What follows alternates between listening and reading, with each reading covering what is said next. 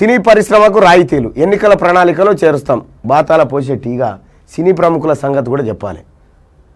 వాళ్ళ పేరేంది, అక్కినేని నాగార్జున, చిరంజీవి, వీళ్ళంతా కలిసి నిన్న బాతాల పోషెట్ని కలిసిరు. ఎందుకు కలిసిరు తెలుసా? ఇంకొక 2 రోజులు కాగానే ఆడొస్తాడు, ఇటు ఇటు పెట్టుకోను అంటాడు. దాని పేరేందా అమ్మ, నాగార్జున వచ్చి hi Ram, all the best, you did great job అని మళ్ళీ ఆడు చెప్తాడు. పోయినసారి 2016 ఎన్నికలలో ఇదే బ్యాచ్ దిగింది, ఇదే ఆల్ ద బెస్ట్. ఎందుకంటే సినిమా హీరోల ప్రభావం ఆంధ్ర ప్రాంత ఓటర్ల మీద బాగా ఉంటుంది. ఇప్పుడు వాళ్ళని జోకే కార్యక్రమం, వాళ్ళతోని టీఆర్ఎస్కు జై కొట్టించే కార్యక్రమం అన్నట్టు. ఇదే కేసీఆర్ కాదు, అక్కినేని నాగార్జున అనేటోడు దొంగ భూములు కబ్జా పెట్టిండు, ఆ భూములు లాక్కొని తీరుతామని చెప్పింది. అక్కినేని నాగార్జున నీకు చిరంజీవికి ఇద్దరికి చెప్తా ఉన్నా, మీరు సినిమాలు తీసుకుంటే మాకే ఇబ్బంది లేదు, మీరు ఇక్కడ హ్యాపీగా బ్రతకొచ్చు, నిమ్మలంగా ఉండొచ్చు. కానీ ఇప్పుడు ఏం చెప్పదలుచుకున్నావు నాగార్జునను? 40 లక్షల మంది నిరుద్యోగుల ఉసురు పుచ్చుకుంటున్న టీఆర్ఎస్ పార్టీ కోటేయమని చెప్తావా? ఇప్పుడు ఏంది నీ డ్రామా ఏంది ఇది?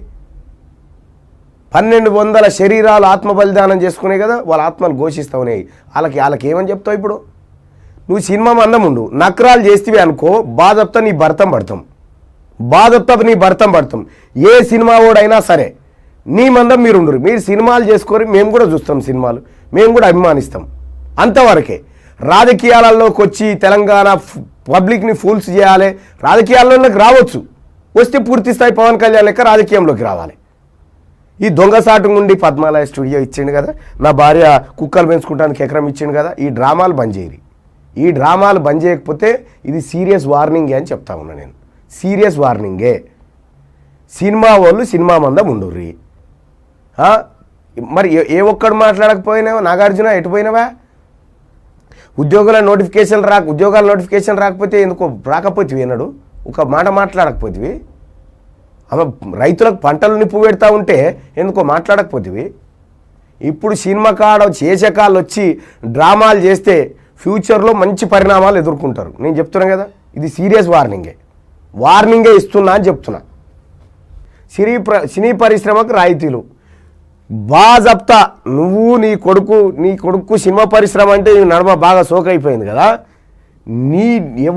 ఎవడైతే పేదల రక్తం దాగి సినిమా వాళ్ళకు దోషిపెడతాడో సినిమా వాళ్ళని బరాబర్ హెచ్చరిస్తా ఉన్నాం. మీ భరతం పడతాం. తెలంగాణ ప్రజల ఆస్తుల మీద మీరు పెత్తనం చేయాలని చూస్తే